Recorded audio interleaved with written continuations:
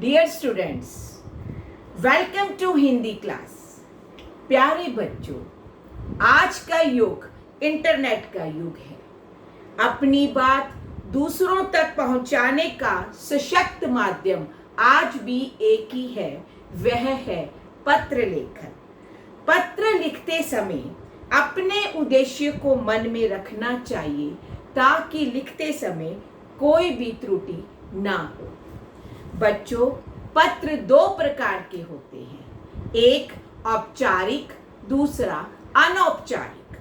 पहले आज हम औपचारिक की बात करेंगे।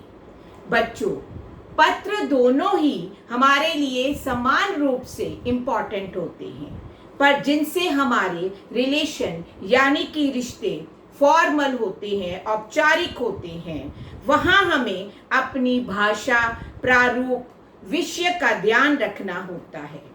इस पत्र में दिनांक व विचारों का स्तर का भी ध्यान रखना होता है ताकि हमारा स्तर कहीं से भी कमतर ना हो।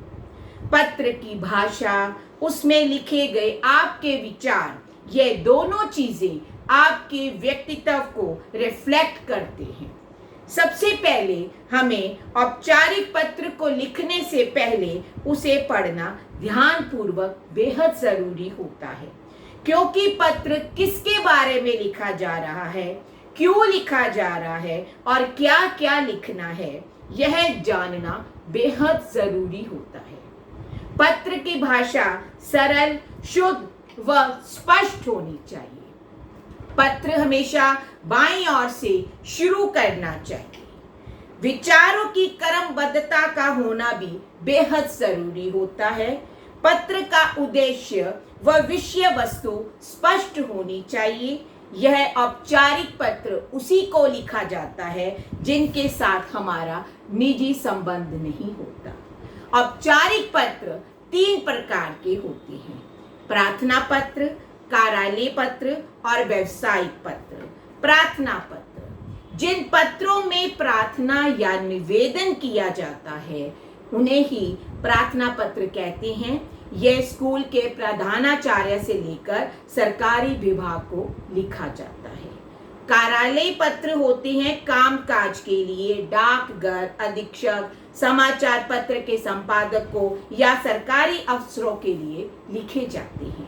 और व्यावसायिक पत्र में व्यवसाय में सामान खरीदने, बेचने, रुपए के लेन देन के लिए कंपनी को लिखे जाते हैं, बैंक को लिखे जाते हैं। औपचारिक पत्र की विशेषताएं: संदेश, सूचना व तथ्यों पर महत्व देना बेहद जरूरी होता है।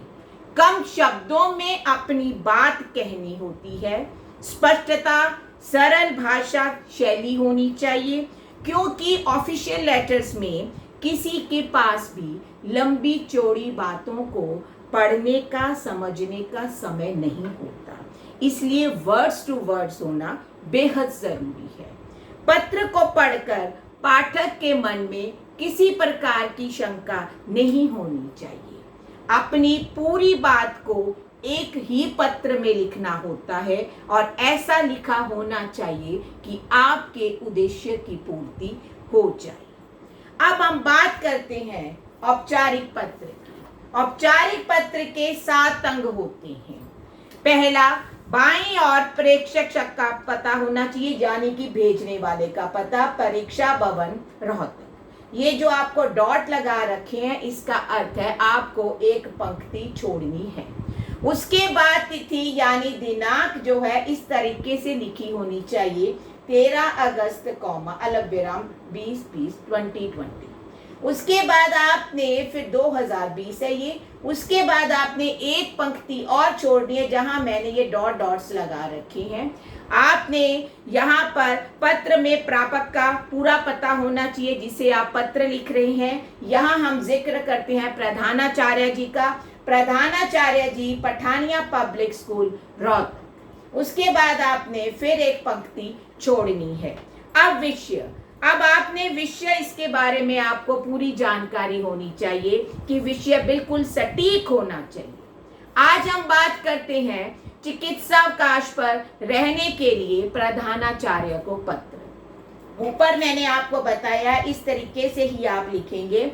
विषय आपको लिखना होगा चिकित्सावश, आप बताएंगे चिकित्सावकाश पर रहने हेतु प्रार्थना पत्र, यह आप लिखेंगे विषय। उसके बाद कुछ भी नहीं आप करेंगे, ना पूर्ण विराम की आवश्यकता है ना अल्पविराम की। उसके बाद आपने पंक्ति छोड़नी है, फिर महोदया लिखेंगे।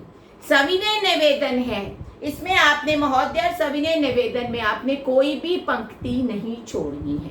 सविनय निवेदन है कि मैं आपके स्कूल की कक्षा 8 अल्फा, ब्रेवो, चार्ली, डेल्टा या इको, इन सेक्शंस में से आप जिसमें भी पढ़ते हैं आप उसका जिक्र करेंगे, का छात्र हूं या छात्रा हूं।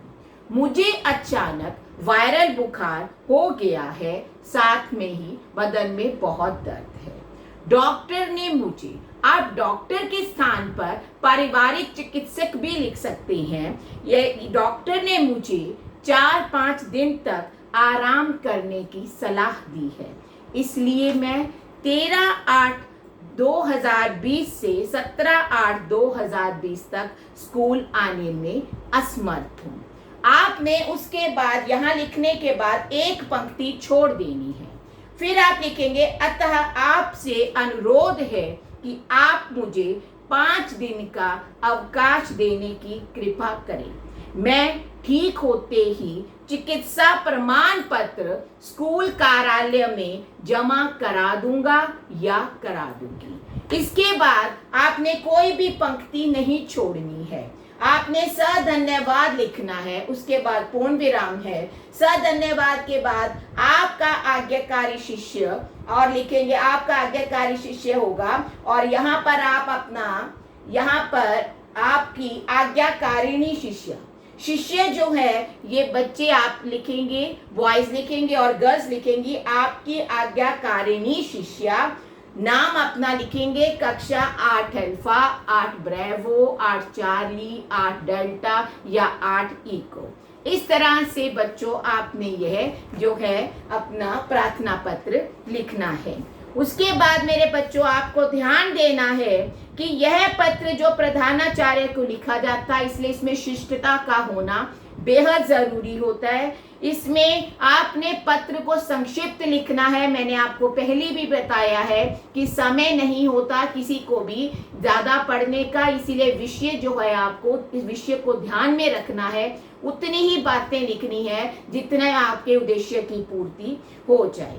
फिर से मैं आपको 7 बातों की ओर बता रही हूँ, आपका ध्यान दिलवाती हूँ। सबसे पहले बाईं ओर भेजने वाले का पूरा पता होना चाहिए, तिथि होनी चाहिए, पत्र में प्रापक जिसे आप पत्र लिख रहे हैं उसका पूरा पता, विषय के बारे में, फिर संबोधन चाहे महोदय हैं चाहे महोदया हैं, माननीय हैं चाहे माननीय हैं, बॉडी यानी कि विषय वस्तु जो सविनय निवेदन से हमने स्टार्ट की है।